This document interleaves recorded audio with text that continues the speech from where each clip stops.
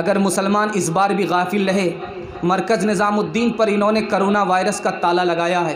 اگر مسلمان بے خبر رہے، مرکز نظام الدین کو تنہا چھوڑ دیا، مرکز کے ساتھ نہیں رہے، تو مسلمانوں یاد رکھو بابری مسجد ایک بار جا چکی ہے، نظام الدین بھی دوبارہ ہمارے ہاتھ سے چلا جائے گا۔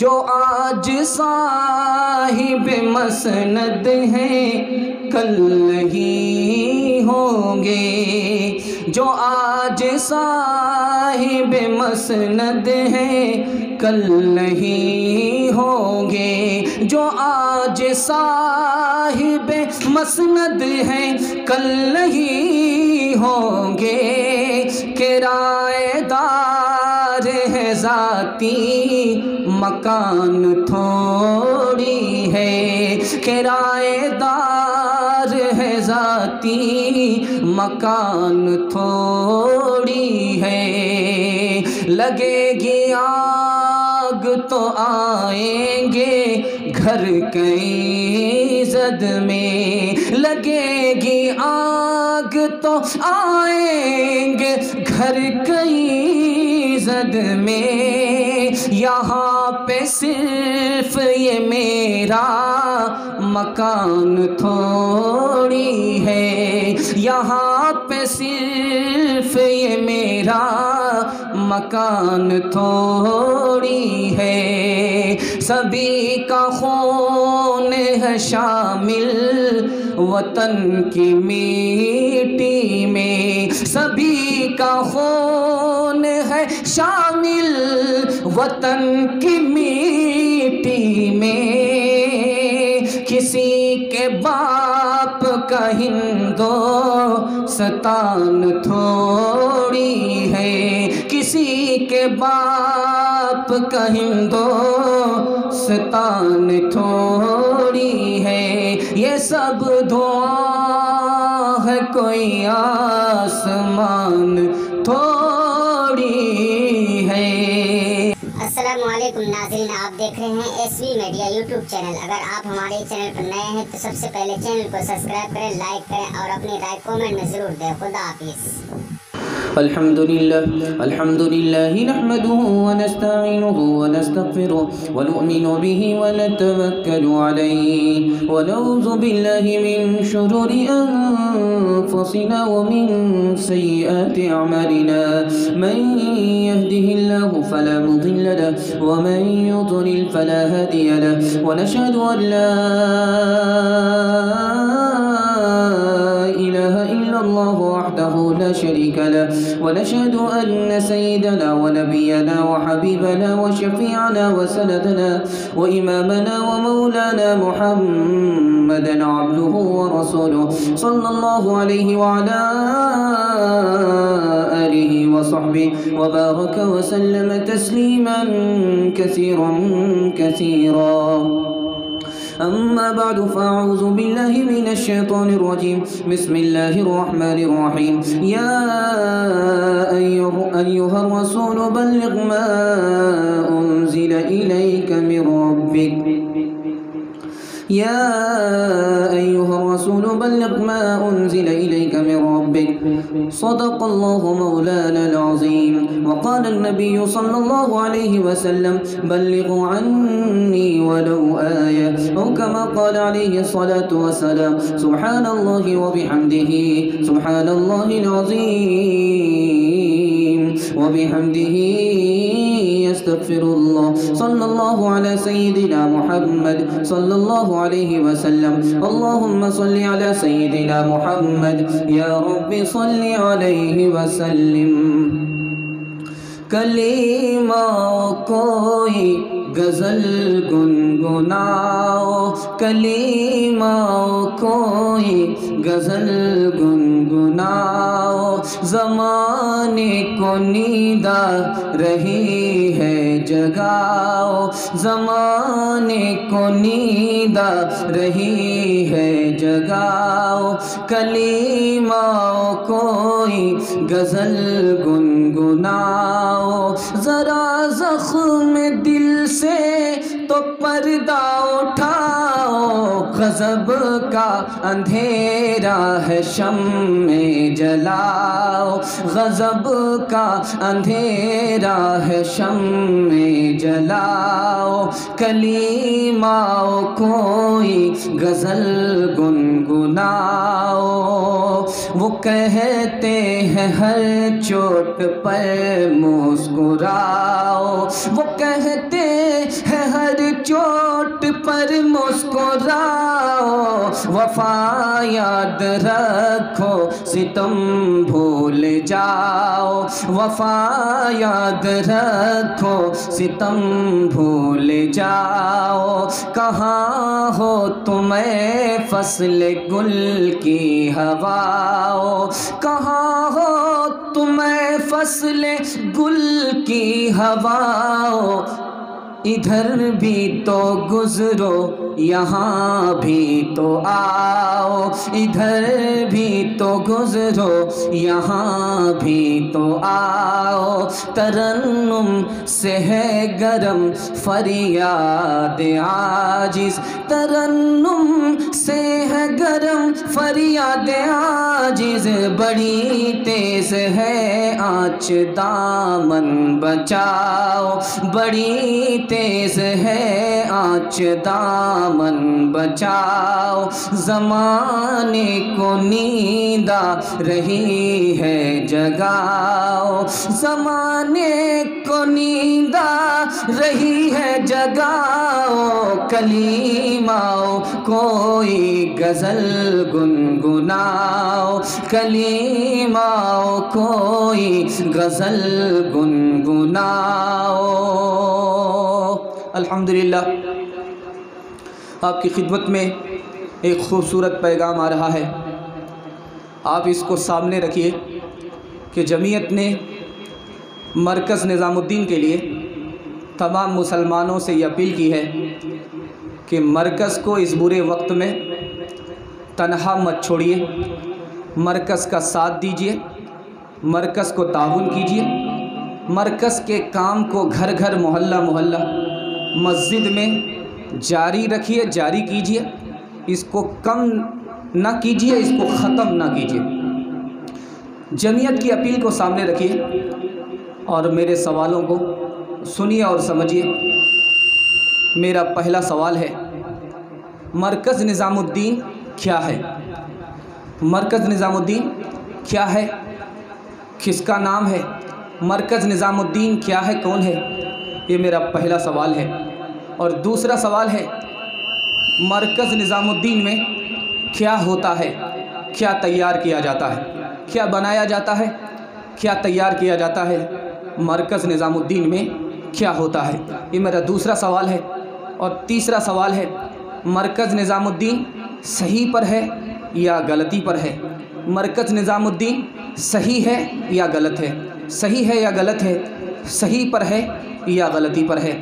ان سوالوں کے جواب کو مکمل کر کے میں پیغام شروع کرنے کے لیے جا رہا ہوں۔ میرا پہلا سوال تھا، مرکز نظام الدین کیا ہے؟ مرکز نظام الدین خانقاہ کا بھی نام ہے، مدرسے کا بھی نام ہے۔ مرکز نظام الدین عالم اور عابد دونوں کا نام ہے۔ مرکز نظام الدین مسٹر ملا دونوں کا نام ہے۔ مرکز نظام الدین میں کیا تیار ہوتا ہے؟ یہ میرا دوسرا سوال ہے۔ مرکز نظام الدین میں حیوان کو، شیطان کو انسان بنایا جاتا ہے اور انسان کو فرشتہ صفت مسلمان بنایا جاتا ہے۔ مرکز نظام الدین صحیح ہے یا غلط ہے؟ اس کو جاننے کے لیے 4 چیزوں کو دیکھنا چاہیے۔ پہلی چیز، جماعت والے کے اعلان کو دیکھنا چاہیے۔ مسجد میں اعلان کرتے ہیں، سلام کے بعد کھڑے ہو جاتے ہیں، اعلان کرتے ہیں۔ تمام مسلمانوں کی کامیابی اللہ نے دین میں رکھی ہے اور اس دین کے لیے محنت ہے۔ مرکز نظام الدین کے اعلان میں محنت کا حوالہ ہوتا ہے۔ اس کو دیکھنے کے بعد اندازہ ہوتا ہے کہ یہ محنت غلط نہیں ہے تو نظام الدین غلط نہیں ہے۔ اس کے بعد دوسری چیز کو دیکھنا چاہیے، بیان کو دیکھنا چاہیے۔ اس کے بعد وہ لوگ بیان کرتے ہیں اور بیان میں دعوت کا حوالہ دیتے ہیں۔ اللہ کے بندوں کو اللہ کی طرف بلانا، دعوت کا حوالہ دیتے ہیں۔ اس کے لیے تو اللہ نے نبیوں کو بھیجا۔ جب یہ غلط نہیں تو نظام الدین کو کیسے غلط کہا جا سکتا ہے؟ تیسری چیز کو دیکھنا چاہیے، مرکز نظام الدین کا مقصد کیا ہے؟ مرکز نظام الدین کا مقصد کیا ہے؟ مرکز نظام الدین کے مقصد کو دیکھنا چاہیے۔ مقصد میں وہ ختم نبوت کا حوالہ دیتے ہیں کہ اب کوئی نبی نہیں آئے گا، اب کوئی دوسری امت نہیں آئے گی، نبی کا کام اسی امت کو کرنا ہے۔ اب اس مقصد کا کون انکار کر سکتا ہے؟ اس لیے مرکز نظام الدین غلط نہیں ہے، مرکز نظام الدین غلطی پر نہیں ہے۔ آخری بات جس کو دیکھنا ضروری ہے کہ صحیح کیا ہے اور غلط کیا ہے، مرکز نظام الدین کے نتیجے کو دیکھنا چاہیے کہ یہ محنت کر رہے ہیں، کام کر رہے ہیں، اس کا نتیجہ کیا آ رہا ہے۔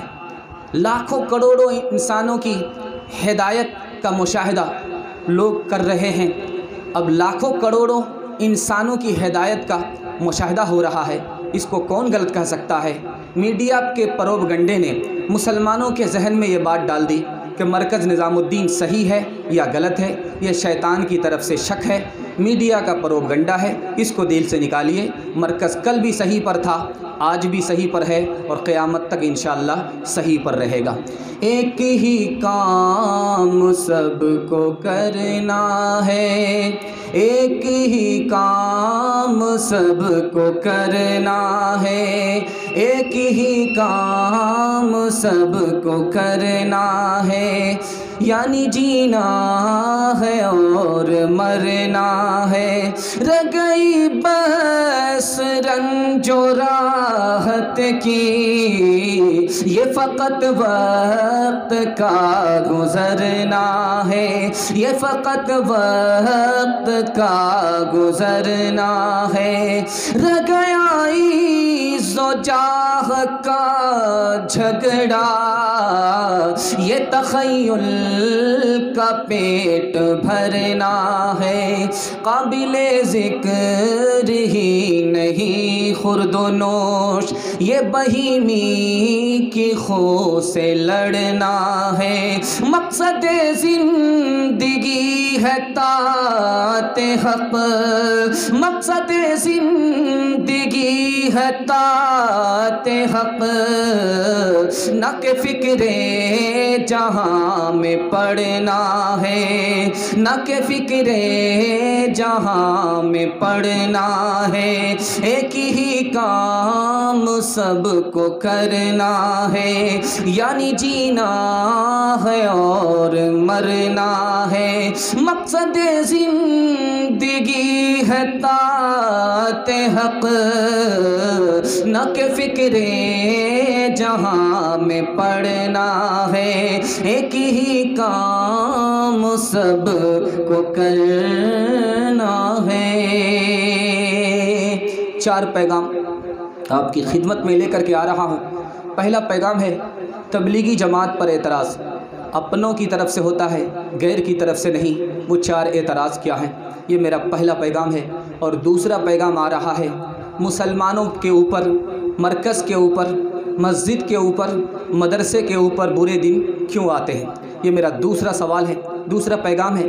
اور تیسرا پیغام ہے حضرت اقدس مولانا الیاس صاحب رحمۃ اللہ علیہ کون تھے اور کیا تھے، یہ میرا تیسرا پیغام ہے۔ اور چوتھا اور آخری پیغام ہے نظام الدین پر اس سے پہلے بھی سیاست ہوئی، آج بھی سیاست ہو رہی ہے اور قیامت تک سیاست ہوگی۔ اس سیاست کا جواب مسلمانوں کے پاس کیا ہے؟ ان 4 پیغام کو میں ختم کر رہا ہوں امید کے ساتھ کہ انشاءاللہ آپ دل سے سنیں گے بھی، سمجھیں گے بھی اور تقاضے پر انشاءاللہ کھڑے بھی ہوں گے۔ میرا پہلا پیغام ہے تبلیغی جماعت پر 4 اعتراض ہوتے ہیں۔ پہلا اعتراض یہ ہوتا ہے یہ لوگ 4 مہینہ لگاتے ہیں، یہ کہاں سے آیا؟ یہ لوگ چلہ لگاتے ہیں، یہ کہاں سے آیا؟ یہ لوگ سیروزہ لگاتے ہیں، یہ کہاں سے آیا؟ یہ پہلا اعتراض ہوتا ہے۔ دوسرا اعتراض ہوتا ہے یہ جاہل ہیں، جاہل ہو کر کے تبلیغ کرتے ہیں، تبلیغ کی اجازت ان کو کس نے دی؟ تیسرا اعتراض ہوتا ہے یہ مسجد میں ٹھہرتے ہیں، ناپاک ہوتے ہیں، مسجد کو ناپاک کرتے ہیں اور بے ادبی اپنی جگہ، مسجد میں ٹھہرنے کی اجازت ان کو کس نے دیا؟ اور چوتھا اعتراض ہوتا ہے یہ لوگ ضعیف حدیث کو پڑھتے ہیں، ضعیف حدیث پر عمل کرتے ہیں۔ ضعیف حدیث پر عمل کرنا، پڑھنا کہاں تک صحیح ہے، کہاں تک غلط ہے، یہ چوتھا اعتراض ہوتا ہے۔ پہلا اعتراض ہے یہ 4 مہینہ کہاں سے لگاتے ہیں، چلہ کہاں سے لگاتے ہیں؟ میرے بھائی یہ دراصل نصاب ہے، جیسے اسکول کا نصاب ہوتا ہے، سال بھر کا، 10 سال کا، 8 سال کا۔ مدرسے کا نصاب ہوتا ہے 8 سال کا، 5 سال کا۔ اسی طرح یہ چلتا پھرتا مدرسہ ہے اور چلتی پھرتی خانقاہ ہے، اس کا بھی نصاب ہے 4 مہینہ چلہ سے روزہ۔ اور ویسے بھی یہ نصاب اور نظام بے معنی اور مطلب نہیں ہے۔ قرآن نے، حدیث نے 3 نصاب کو ذکر کیا ہے۔ اعتکاف کا نصاب چلہ ہے، بچے کی پیدائش کا نصاب 3 چلہ ہے، اور نماز کا نصاب 1 چلہ ہے۔ نمونہ دینے کے لیے جا رہا ہوں، قرآن میں ہے موسیٰ علیہ السلام کو اللہ نے توریت دیا، لیکن پہلے 1 چلہ اعتکاف کرایا۔ اعتکاف کا نصاب چلہ ہے۔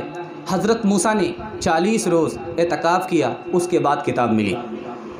قرآن میں بچے کی پیدائش کا ذکر ہے کہ ماں کے پیٹ میں انسان کا بچہ 1 چلہ 40 روز پانی ہی رہتا ہے، دوسرے چلے میں خون بن جاتا ہے، اور تیسرے چلے میں ہڈی پر گوشت چڑھ جاتا ہے اور اللہ روح ڈال دیتا ہے۔ 3 چلے میں انسان کا بچہ مکمل ہوتا ہے۔ اسی طرح سے مسجد نبوی میں جو لوگ پہنچتے ہیں ان کے لیے نماز کا نصاب ہے 40 روز نماز، 40 وقت کی نماز پڑھنے پر اللہ کی طرف سے 2 پروانے ملتے ہیں کہ آج کے بعد یہ آدمی مسلمان ہے، منافق نہیں ہے۔ آج کے بعد یہ مسلمان جنتی ہے، جہنمی نہیں ہے۔ نماز کا نصاب چلہ ہے، اعتکاف کا نصاب چلہ ہے، بچے کی پیدائش کا نصاب 3 چلہ ہے۔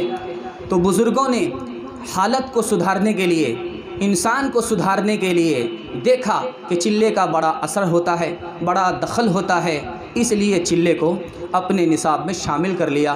یہ نصاب بھی مرکز نظام الدین کا چلے اور 4 مہینے کا بے مطلب اور بے مقصد نہیں ہے۔ اسی طرح سے روزے کا نصاب ہے، سے روزہ لگاتے ہیں، یہ بھی بے معنی اور مطلب نہیں ہے۔ روزے کا نصاب ہے، ہر مہینہ 3 دن مسلمان روزہ رکھتا ہے، نفلی روزہ ہے، ایام 20 کے روزے ہیں، 13، 14، 15۔ سے روزے کا نصاب روزے کا نصاب ہے۔ اور اسی طرح کوئی ایسی مرغی ہے جو دانہ بھی کھاتی ہے، آزاد گھومتی ہے، گندہ بھی کھا لیتی ہے، اس کو ذبح کرنے کا مستحب اور افضل طریقہ علماء نے یہ لکھا ہے، کوئی فرض اور واجب نہیں ہے لیکن مستحب ہے۔ بہتر کیا ہے کہ اس مرغی کو اگر ذبح کرنا ہے تو 3 دن اس کو باندھ کر کے رکھا جائے، اپنا دانہ کھلایا جائے، اپنا پانی پلایا جائے، جو گندگی کا اثر تھا 3 دن کے اندر ختم ہو جاتا ہے۔ جو آدمی گندے ماحول میں تھا، گندگی میں تھا، گناہ کر رہا تھا، اس کو سے روزہ میں نکالا جاتا ہے تاکہ ایک حالت سے دوسری حالت کی طرف اچھے ماحول کی طرف چلا جائے۔ تو سے روزے کا نصاب بھی بے معنی اور بے مطلب نہیں ہے۔ دوسرا اعتراض تھا کہ یہ لوگ جاہل ہیں، جاہل ہو کر کے تبلیغ کرتے ہیں۔ اللہ کے رسول نے فرمایا جس مسلمان کے پاس دین کی ایک ہی بات ہو، ایک سے زیادہ نہ ہو، اس کے اوپر ذمہ داری ہے، اس کے اوپر یہ میرا حکم ہے اور اس کو میری اجازت ہے کہ وہ اس بات کو، دین کی بات کو دوسروں تک پہنچائے۔ اب دنیا میں کوئی ایسا جاہل ہی نہیں ہے جس کو دین کی ایک بات بھی معلوم نہ ہو، تو جاہل کو تبلیغ کی اجازت اللہ کے رسول نے دیا ہے۔ مسجد میں تبلیغ والے ٹھہرتے ہیں، مسجد ناپاک ہوتی ہے، یہ خود ناپاک ہوتے ہیں، مسجد کی بے ادبی ہے۔ اس کی اجازت کس نے دیا ہے؟ اللہ کے رسول نے مسجد میں 3 آدمیوں کو ٹھہرایا، مسافر کو، مہمان کو اور معتکف کو۔ اعتکاف کرنے والے کو مسجد میں ٹھہرنے کی اجازت دی ہے۔ اب میں آپ سے دل پر ہاتھ رکھ کر کے پوچھتا ہوں، یہ بتائیے یہ تبلیغ والے جو گاؤں چھوڑتے ہیں، اپنے گھر کو چھوڑتے ہیں اور دوسری جگہ تبلیغ کرتے ہیں، بتائیے یہ مہمان ہیں یا نہیں، مسافر ہیں یا نہیں، اور معتکف ہیں یا نہیں؟ ان کو اللہ کے رسول نے ہی اجازت دے دیا ہے۔ چوتھا اعتراض اپنوں کا ہوتا ہے، غیر کا نہیں۔ یہ ضعیف حدیث پڑھتے ہیں، ضعیف حدیث پر عمل کرتے ہیں۔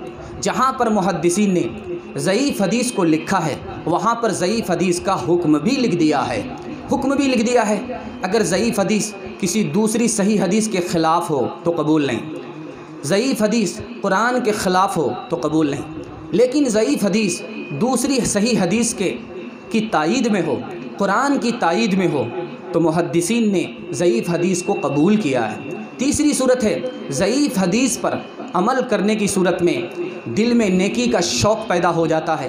ضعیف حدیث پر عمل کرنے کی صورت میں گناہ سے بچنے کے لیے خوف خدا حاصل ہوتا ہے، تو ضعیف حدیث پر عمل کرنے کو قبول کیا ہے، محدثین نے قبول کیا ہے۔ اصل میں بات یہ ہے، ہم لوگ بیٹھ کر کے اعتراض کرتے ہیں، کام نہیں کرتے اور دوسروں کو کام کرنے نہیں دیتے۔ اگر یہ کام کرنے والے پلٹ کر ہم سے پوچھ لیں کہ خود تو کام کرتے نہیں ہو اور دوسرے کو کرنے نہیں دیتے ہو تو ہمارے پاس کیا جواب ہوگا؟ سودا قمار عشق میں شیری سے کوہ کن، سودا قمار عشق میں شیری سے کوہ کن، بازی اگرچہ پا نہ سکا جاں تو دے سکا، بازی اگرچہ پا نہ سکا جاں تو دے سکا، کس منہ سے اپنے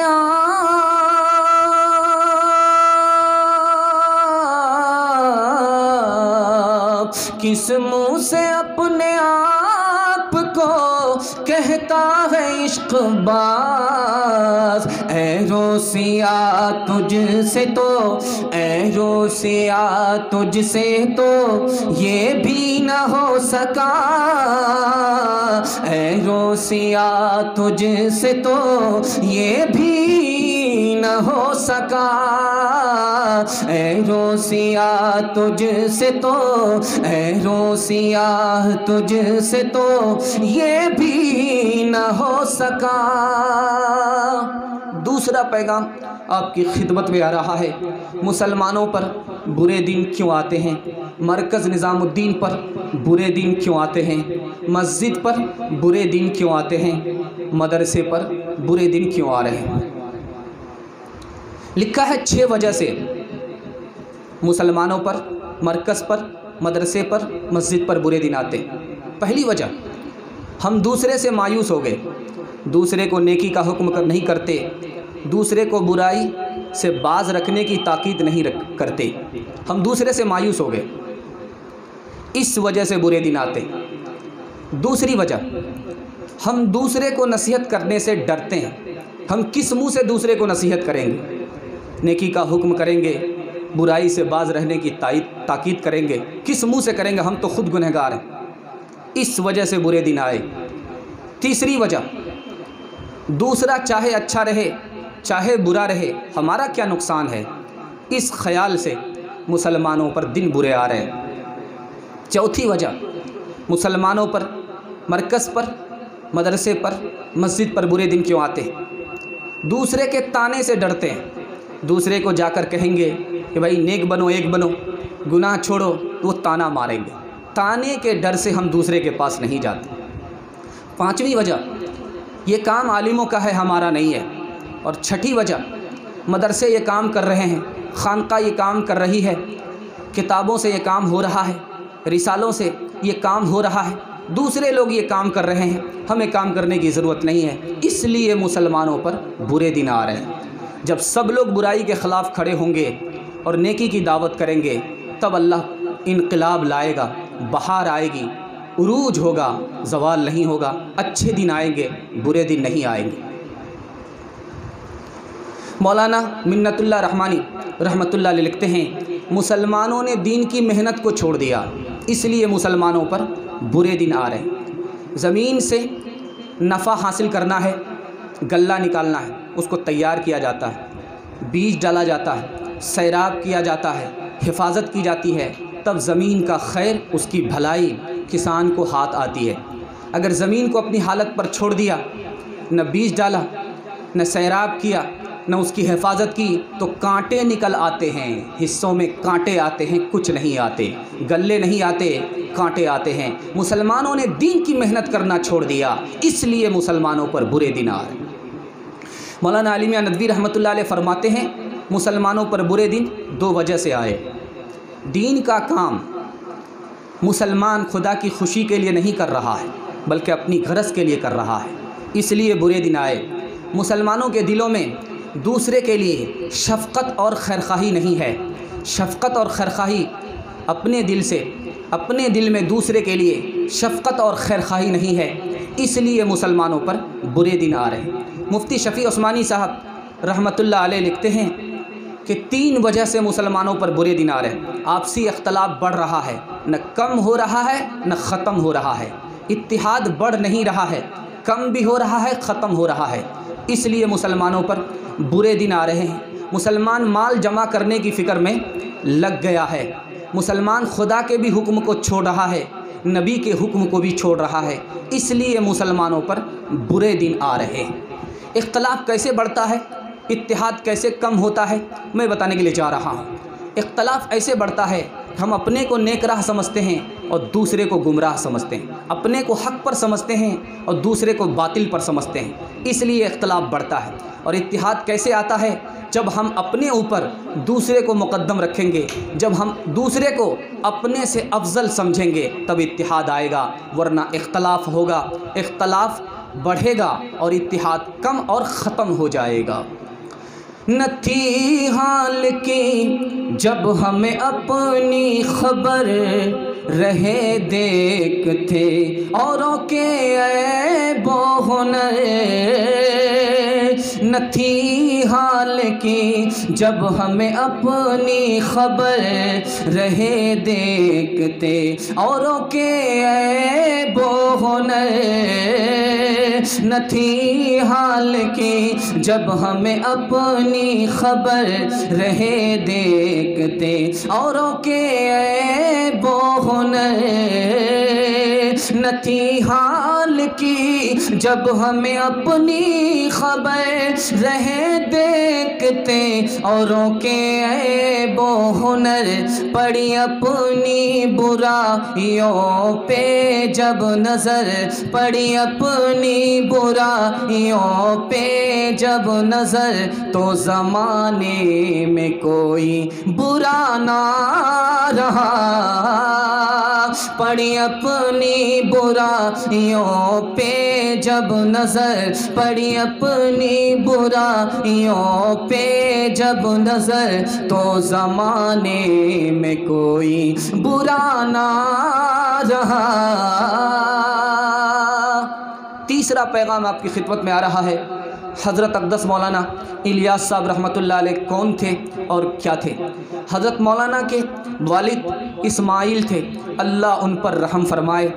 اتنے بڑے عالم تھے، آپ کو اس سے اندازہ ہوگا، بہادر شاہ ظفر مرحوم کے سمدھی کے بچوں کو پڑھایا کرتے تھے۔ دوسری طرف کتنے بڑے عالم تھے، شاہ ولی اللہ محدث دہلوی رحمۃ اللہ علیہ کے صاحبزادے کے شاگرد تھے۔ مولانا کی والدہ کا نام صفیہ تھا، اللہ ان پر رحم فرمائے۔ حافظ قرآن تھیں اور روزانہ ایک قرآن ختم کرنے کا معمول تھا۔ آپ کی نانی، مولانا کی نانی کے والد مولانا مظفر حسین کاندھلوی رحمۃ اللہ علیہ تھے۔ ان کا پیٹ حرام لقمے کو قبول نہیں کرتا تھا۔ اگر حرام لقمہ پیٹ کے اندر چلا جاتا تو الٹی سے باہر آ جاتا تھا۔ یہ کون تھے؟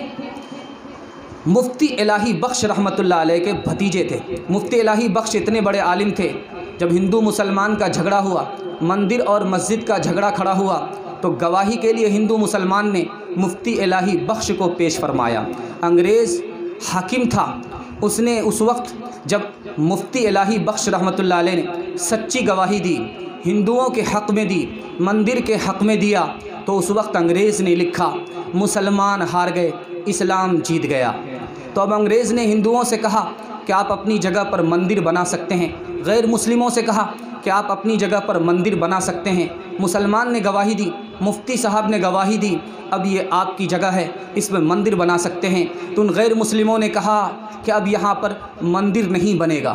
اس مفتی صاحب کی، اس سچے مسلمان کی گواہی سے پہلے، مفتی صاحب کی گواہی سے پہلے ہم لوگ ضرور غیر مسلم تھے، لیکن مفتی صاحب کی سچی گواہی کے بعد ہم مسلمان ہو گئے، اب یہاں مندر نہیں مسجد بنے گا۔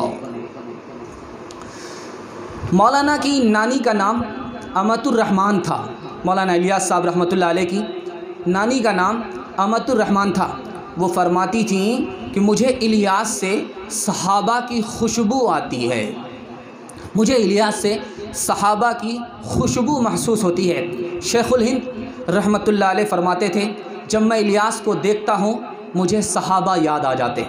हज़रत गंगोही फरमाते थे, इलियास मैं कहता हूँ अल्लाह तुमसे दीन का काम लेगा, ऐसे जैसे हज़रत हाजी साहब ने हज़रत नानोतवी से फरमाया था कि अल्लाह तुमसे दीन का काम लेगा। एक मौका था, हज़रत सहारनपुरी भी मौजूद थे, हज़रत रायपुरी भी मौजूद थे, हज़रत थानवी भी मौजूद थे, लेकिन इमामत के लिए मौलाना इलियास साहब रहमतुल्लाह अलैह को आगे बढ़ाया गया। किसी बुज़ुर्ग ने मजाक किया, इतनी भारी भारी गाड़ी में इतना हल्का फुल्का इंजन लगा दिया, तो किसी अकाबिर में से किसी ने फरमाया ये तो इंजन की ताकत पर मुनहसिर है। मौलाना इलियास साहब रहमतुल्लाह अलैह क्या थे, कौन थे? 1303 हिजरी में पैदा हुए। 1314 या 15 हिजरी में गंगोह पढ़ाई के लिए पढ़ने के लिए आए।